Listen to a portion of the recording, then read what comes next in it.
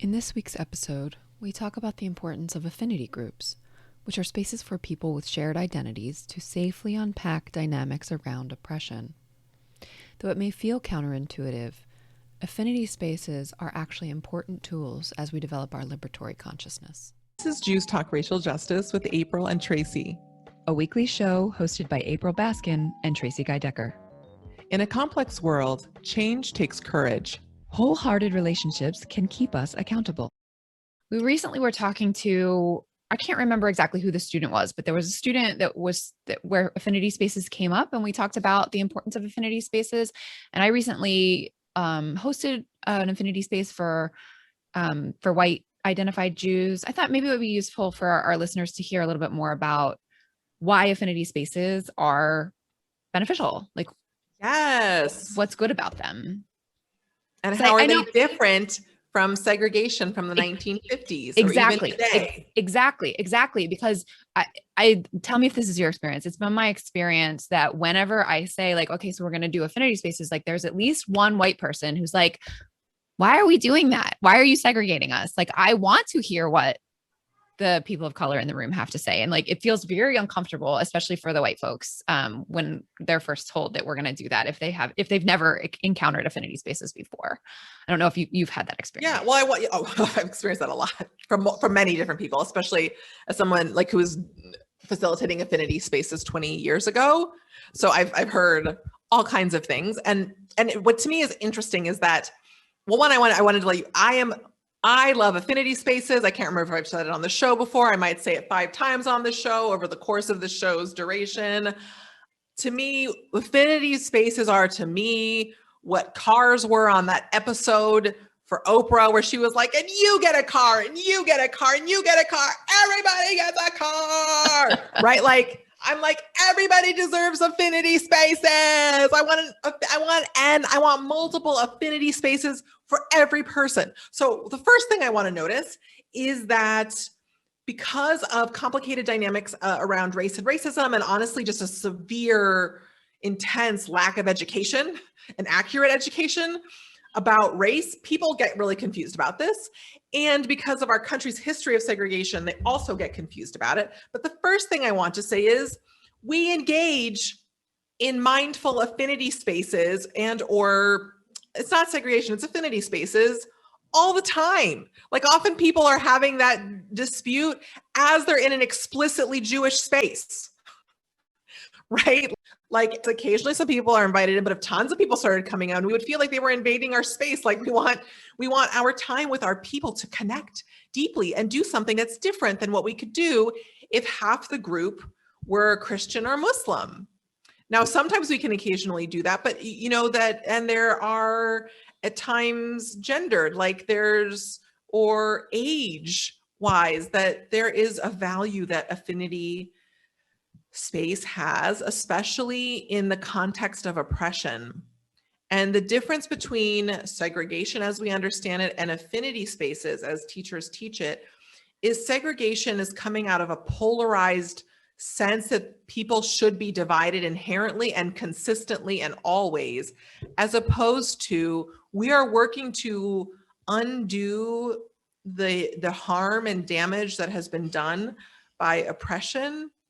And also for certain groups of people who are used to being in a dominant group or in an oppressed context, it can be helpful to begin practicing liberatory consciousness in an affinity space to allow people to come together. So in the Jewish community, almost all Jewish programming is mixed programming around race.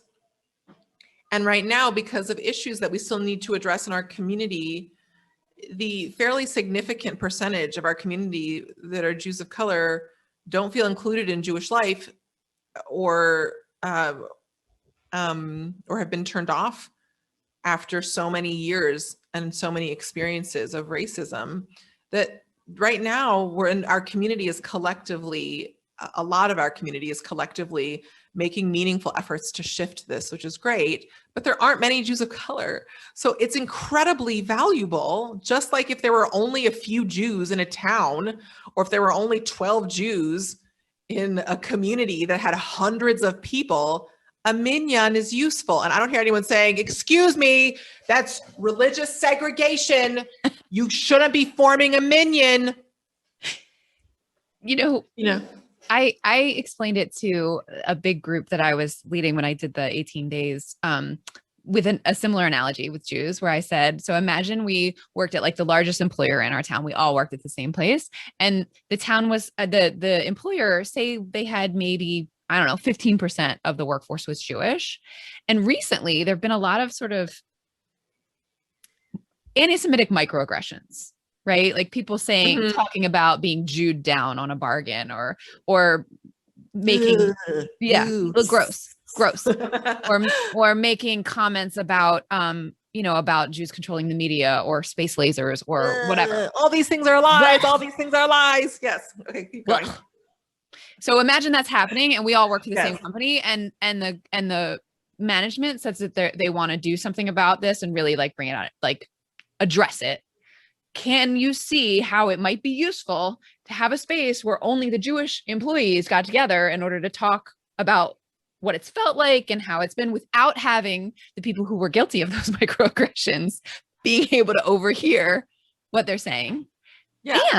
And you can see where it would be useful for the non-Jewish employees to be in a space and be talking about it so that they can be like, but why is it offensive when I say blah, blah, blah?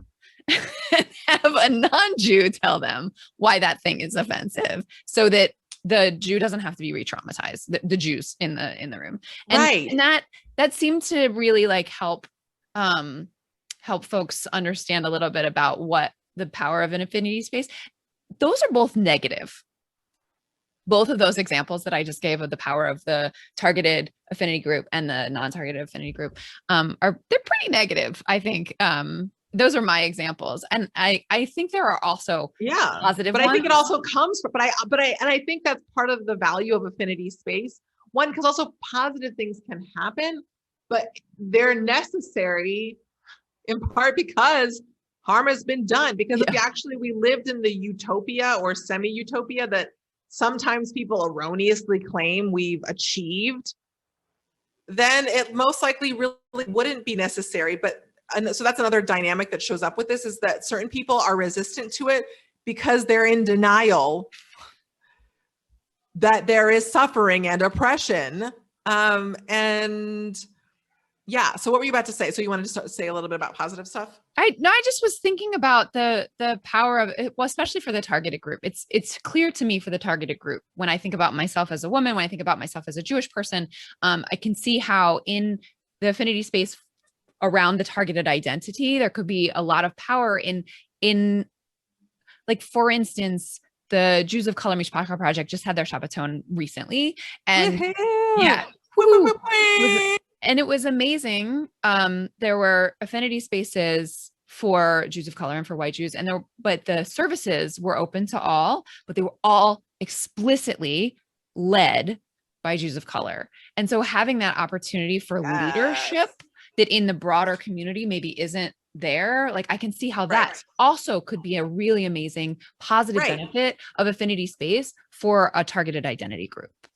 Exactly that. And also affinity spaces are it creates a safe haven to explore new ideas without as much weight attached. Like, this is also the value of men's groups, that for the dominant group, it also gives that group a chance to unpack certain things, because typically in almost every oppressive dynamic, the group with power has also been hurt in some way, and them not having a chance to process that hurt, even if it isn't as bad, it can still be quite significant or scary.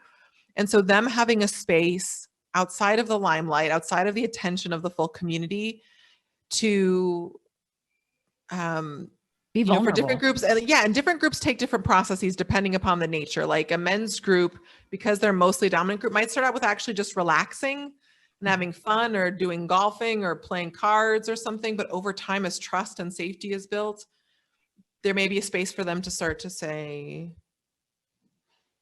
is anyone else feeling absolutely miserable and hates their life, even as they love everyone in their life, but are so bitter after so many years, and like can start to open up, right? And then often in JOC spaces, it starts with pain, and there's some time of needing to process that and be heard. And just at times, just being heard is enough for some folks. And sometimes the pain is deeper, so there's more work. And then it's starting to, and also doing relationship building and forming relationships and starting to contradict the deep depths of isolation that has developed over years. And then that can happen for a few weeks or months or even a couple years. And then some folks may start to say, and it depends on the group, but this is a pattern I've seen play out over a number of different groups, start to say, okay, now that we've worked this, what do we want to change? And they might have been working on subtly changing, but we actually have power together, and starting to notice, like, now that we've done this healing work, and that's still kind of ongoing because oppression is still oppressing, and also new members may be joining, but now we want to start to get into, we're actually pretty powerful together, and what do we want to see, right? Or over the course of time with Reform congregations, I've been told, and I wasn't there at the time, but this makes sense, that there was a need, and recently, to kind of harken back to some of my URJ days, like, and some clergy were starting to notice, actually, we think we need to redo that again. That happened. We had affinity spaces for a whole generation, and now we're needing it again around interfaith families. And that interfaith family circles started forming in a lot of different congregations. And they found that after about 10 to 15 or 20 years, but about 7 to 15 years, a lot of them dissolved because a lot of the people got what they needed in a deep way, and they formed relationships they were able to have outside of that space.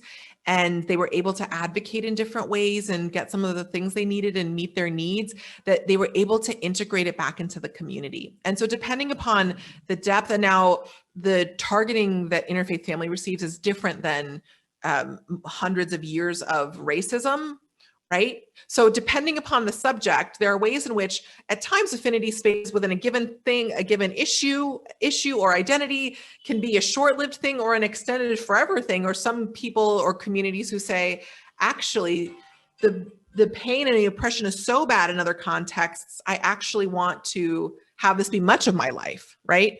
But most of the time, that's not what happens. It's just a source of strength and connection and community. I suspect in the future, I would invite you, the listener, if this is something that's come up and you have more specific questions about this, because this was just kind of Tracie's and my entry into the discussion, but there's a lot more we could say. But I hope that this has been helpful for a number of you. If you've been struggling with this concept to better understand its value and how it's different from oppression, that's actually moving in a liberatory way in the direction that we want to be going, and that it has multiple uses.